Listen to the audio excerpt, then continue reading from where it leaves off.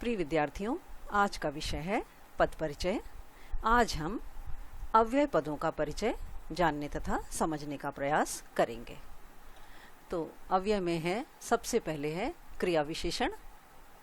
तो क्रिया विशेषण पदों का परिचय देने के लिए सबसे पहले हमें यह ध्यान रखना होगा कि क्रिया विशेषण के 4 भेद होते हैं। पहला है रीतिवाचक क्रिया विशेषण, दूसरा स्थानवाचक क्रिया विशेषण, फिर कालवाचक क्रिया विशेषण तथा परिमाणवाचक क्रिया विशेषण।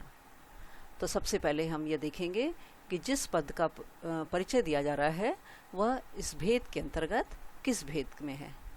यदि क्रिया के होने की रीति पता चल रही है कि क्रिया किस तरीके से घटित हो रही है, तब वह हो जाएगा रीतिवाचक क्रिया विशेषण।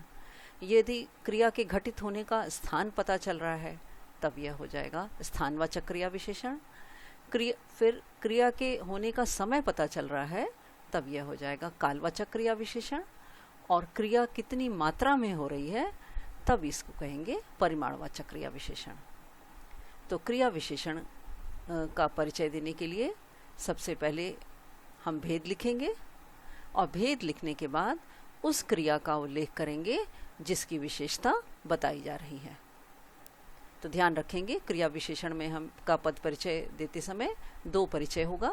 एक तो भेद लिखना होगा और दूसरा उस क्रिया का उल्लेख करेंगे जिसकी विशेषता बताई जा रही है। और फिर इसके बाद क्रिया विशेषण को स्पष्ट करने के लिए क्रिया पर भेद करें, क्रिया पर प्रश्न करें। जब हम क्रिया पर प्रश्न करेंगे तो हम ये क्रिया विशेषण आसानी से समझ में आ जाएगा। क्रिया विशेषण को हम आसानी से व्यक्त कर सकेंगे। तो फिर यह था क्रिया विशेषण। फिर दूसरा है समुच्चय बोधक अव्यय। तो समुच्चय बोधक अव्यय यानी योजक, वे जो 2 शब्दों को, 2 पदों को और 2 वाक्यों को जोड़ने का काम करते हैं, या विकल्प दिखाने का काम करते हैं, या फिर विरोध प्रकट करते हैं, या फिर परिणाम दिखाते हैं। तो वे समुच्चय बोधक अव्यय। अब समुच्चय बोधक अव्यय पद का परिचय देना है, तो सबसे पहले यह ध्यान रखना होगा कि समुच्चय बोधक अव्यय के 2 भेद होते हैं। पहला है समानाधिकरण समुच्चय बोधक और दूसरा है व्यधिकरण समुच्चय बोधक। अब समानाधिकरण और व्यधिकरण, अब इसको समझने का सबसे आसान तरीका यह है कि जब संयुक्त वाक्य में समुच्चय बोधक प्रयुक्त होता है, तब उसे समानाधिकरण समुच्चय बोधक कहते हैं, और जब मिश्र वाक्य में प्रयुक्त होता है तब उसे कहते हैं व्यधिकरण। बस इसी से ही आप भेद, ये कौन सा भेद है, इसे स्पष्ट कर सकेंगे। तो यदि समुच्चय बोधक संयुक्त वाक्य में प्रयुक्त हुआ है तो समानाधिकरण समुच्चय बोधक, और यदि मिश्र वाक्य में है तो वह हो जाएगा व्यधिकरण समुच्चय बोधक। तो अब इस तरह से हम भेद लिखेंगे, और भेद लिखने के बाद अब जिन शब्दों को के लिए प्रयुक्त हुआ है, जिन पदों को या वाक्यों को मिला रहा है, उसका उल्लेख करेंगे। फिर अगला है संबंध बोधक। अब संबंध बोधक के अंतर्गत कि संबंध बोधक वह अव्यय है जो वाक्य में प्रयुक्त 2 संज्ञाओं का संबंध स्पष्ट करता है। अब संबंध बोधक जैसे के पास, के ऊपर, के नीचे, की ओर, की तरफ आदि, तो हम सबसे पहले वह स्पष्ट करेंगे और इसके बाद उन संज्ञा सर्वनामों को बताएंगे जिनके बीच जिनका संबंध प्रकट हो रहा है। तो यह था संबंध बोधक का परिचय। फिर इसी तरह से विस्मयादि बोधक है। अगर वह पद विस्मयादि बोधक है तो हम भेद लिखेंगे कि वह कौन सा भाव प्रकट कर रहा है। ये शोक का भाव प्रकट कर रहा है, हर्ष का भाव प्रकट कर रहा है, प्रेम का भाव प्रकट कर रहा है, या घृणा का भाव प्रकट कर रहा है। तो इस तरह हम विस्मयादि बोधक का परिचय स्पष्ट करेंगे। तो अव्यय में क्रिया विशेषण, समुच्चय बोधक, संबंध बोधक, विस्मयादि बोधक। अब एक और है वह है निपात। निपात वे पद हैं जब हम अपनी बात को स्पष्ट करने के लिए किसी पद पर बहुत विशेष बल देकर बोलते हैं, तब वह हो जाता है, उसे कहते हैं निपात। जैसे ही, भी, तक, मात्र, केवल, ये सब ऐसे पद हैं कि जब हम अपनी बात को समझाने के लिए विशेष बल देते हैं इनको बोलने में, तो इसी को कहते हैं निपात। तो निपात का भी परिचय, पद परिचय इसी दिया जाएगा। तो अब हम इसको उदाहरण से समझते हैं, उदाहरण से और अच्छी तरह स्पष्ट होगा।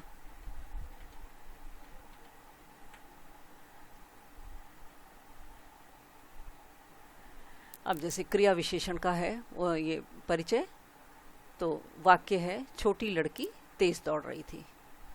अब दौड़ने की विशेषता पता चल रही थी कि छोटी लड़की कैसे दौड़ रही थी, तेज। तब यह तेज हो गया क्रिया विशेषण। अब यह कौन सा भेद हुआ, अब दौड़ने का तरीका पता चल रहा है, तो ये क्या हो गया, दौड़ने की रीति पता चल रही है, तो इसलिए यह हो गया यह रीतिवाचक क्रिया विशेषण। और अब उस क्रिया का उल्लेख करेंगे जिसकी विशेषता बताई जा रही है। अब विशेषता बताई जा रही है दौड़ने की, तो यह हो जाएगा दौड़ रही थी, इस क्रिया की विशेषता बताई जा रही है। तो क्रिया विशेषण का यह परिचय। फिर इसी तरह से अगला उदाहरण लें कि जैसे रमा धीरे धीरे चलती है। अब प्रश्न करें क्रिया पर कि रमा कैसे चलती है, तो स्पष्ट है धीरे धीरे। अब यह भी रीति पता चल रही है, चलने का तरीका पता चल रहा है, तो यह भी हो गया रीतिवाचक क्रिया विशेषण। अब धीरे धीरे का पद परिचय हो जाएगा रीतिवाचक क्रिया विशेषण। और फिर दूसरा हो जाएगा उस क्रिया का उल्लेख जिसकी विशेषता बताई जा रही है। तो इस वाक्य में चलती क्रिया की विशेषता बताई जा रही है। इसी तरह से अगला उदाहरण देखिए कि पुलकित अभी आया। अब पुलकित कब आया, यानी अभी। अब यह समय पता चल रहा है, तो अब यह हो गया कालवाचक क्रिया विशेषण।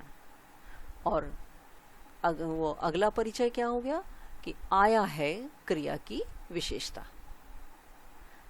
तो ये अभी का परिचय हो गया कालवाचक क्रिया विशेषण, और आया है क्रिया की विशेषता बताई जा रही है। इसी तरह से अगर पद समुच्चय बोधक है, तो समुच्चय बोधक अव्यय है।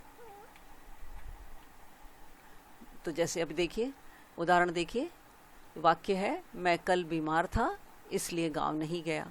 अब ये देखिए दो वाक्यों के लिए प्रयुक्त हुआ, दो वाक्यों के बीच में। अब इसलिए ये हो गया समुच्चय बोधक अव्यय। और वाक्य था मैं कल बीमार था इसलिए गांव नहीं गया। अब ये है व्यधिकरण। अब ये व्यधिकरण हो गया, मैं बीमार था इसलिए गांव नहीं गया। अब ये व्यधिकरण, और दो वाक्यों को जोड़ने का कार्य कर रहा है। इसी तरह से अगला है फल खाओ और स्वस्थ रहो। अब ये दो वाक्य है, पहला है फल खाओ, फिर दूसरा है स्वस्थ रहो। अब इसके बीच में और समुच्चय बोधक प्रयुक्त है, तो ये हो गया समानाधिकरण। अब इस समुच्चय बोधक अव्यय और समानाधिकरण, और दो वाक्यों को जोड़ने का कार्य कर रहा है। अब इसी तरह से अन्य और उदाहरण देखिए, संबंध बोधक अव्यय। अब संबंध बोधक में वाक्य है मेरे घर के पास एक विद्यालय है। अब यह देखिए के पास, अब यह संबंध बोधक अव्यय है इसका। और फिर इसके बाद किसमें संबंध बता रहा है, घर और विद्यालय, घर और विद्यालय का संबंध बता रहा है। फिर अगला उदाहरण है वह पिताजी के साथ जाने वाला था। तो अब यह के साथ, यह संबंध बोधक अव्यय, और किसका संबंध, पिताजी और वह, इसका संबंध बता रहा है। फिर अगला उदाहरण है विस्मयादि बोधक। जैसे वाक्य है वाह कितना सुंदर दृश्य है, तो अब वाह, अब ये विस्मयादि बोधक अव्यय हो गया। अब ये क्या है, हर्ष सूचक, प्रसन्नता व्यक्त हो रही है। इस वाक्य से ये स्पष्ट है कि वाह यह प्रसन्नता व्यक्त कर रहा है, तो यह हो गया हर्ष सूचक। फिर अगला है अरे कितना प्यारा बच्चा है। तो अब इसमें अरे यह विस्मयादि बोधक अव्यय हो गया, और अब यह आश्चर्य का भाव व्यक्त कर रहा है। इसी तरह से अगला उदाहरण है कि हाय उसके जीवन में दुख ही दुख है। अब यह हाय यह विस्मयादि बोधक हो गया, और इससे कौन सा भाव प्रकट हो रहा है? शोक का भाव। तो शोक का भाव प्रकट कर रहा है।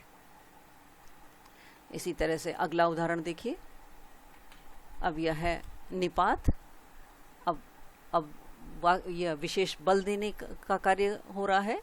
तो जैसे तुम्हें ही यह काम करना है। अब यह ही हो गया निपात, इसका परिचय हो गया यह निपात।